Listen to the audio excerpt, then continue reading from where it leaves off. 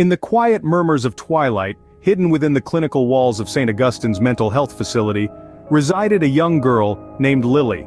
A fragile entity, trapped in the robust clutches of an institution where she didn't belong. A hushed voice echoes down the sterile hallway. "I am Lily, I don't belong here," she whispers into the cold, indifferent night.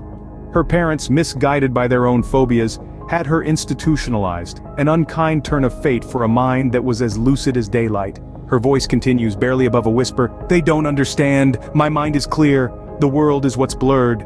Every corner of the hospital echoed with the hushed whispers of the lost and the forgotten. "Did you hear that?"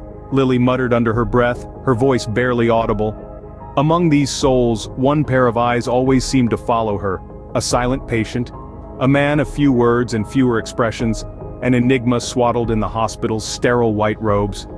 "I see you," his voice, a gravelly whisper, spilled from his lips.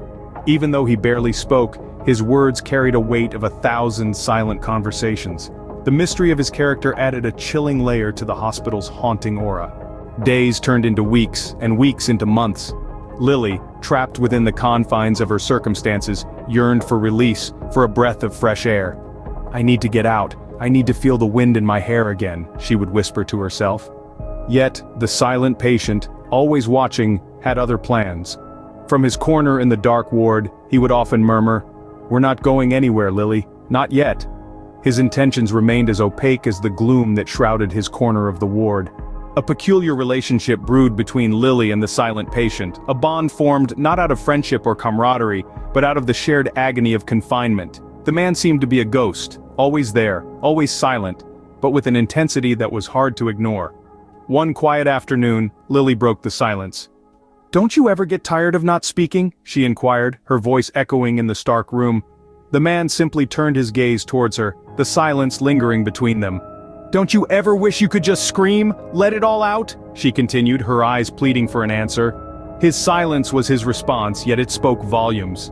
As the moon took its place in the night sky, the hospital corridors grew eerily quiet. Through the silence, a whisper could be heard. "The night has arrived, and so too has our moment." It was during these hours that the silent patient became more than just an observer. He uttered, under his breath, "May this silent darkness cloak our intentions." A sinister plan began to unravel, a plan that would ensure Lily could never leave St. Augustine SS. "Poor Lily," the patient muttered, "St. Augustine's will be your forever home." The silent patient, a seasoned puppeteer, began to spin a deceptive web of lies and illusions around Lily, ensnaring her in his convoluted world.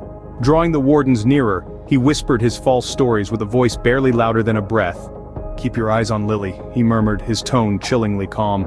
"She's not as she seems. Beneath the facade of a gentle lamb there lurks a tempest. I've watched her in the quietest hours," he admitted, his voice dropping to an eerie whisper, "awakening the demons in her subconscious. Don't be fooled by her lost demeanor. She's more cunning than you believe."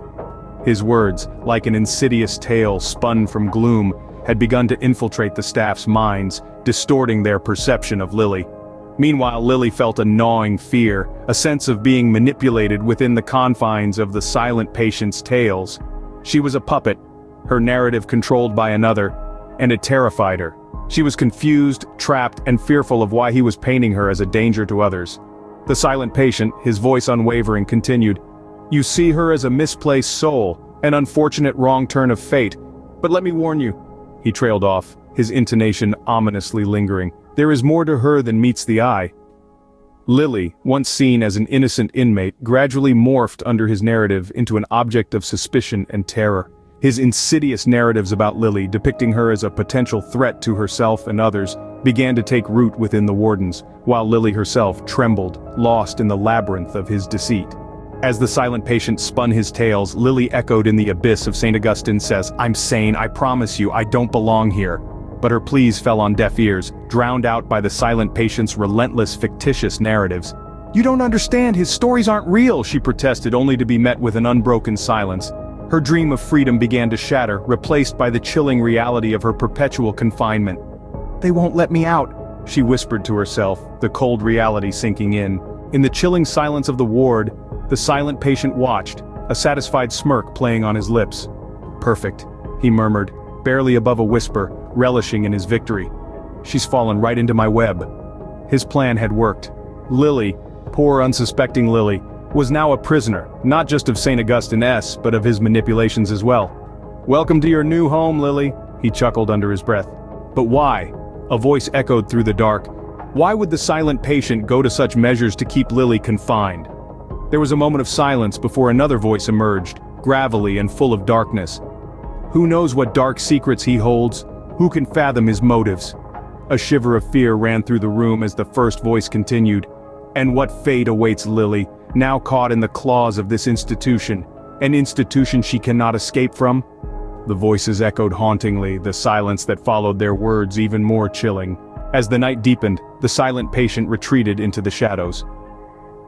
"I must leave you now," he whispered, his voice barely more than a rustle. The air of mystery he left in his wake hung heavy over the ward. Lily, trapped in her own nightmare, trembled under her sheets.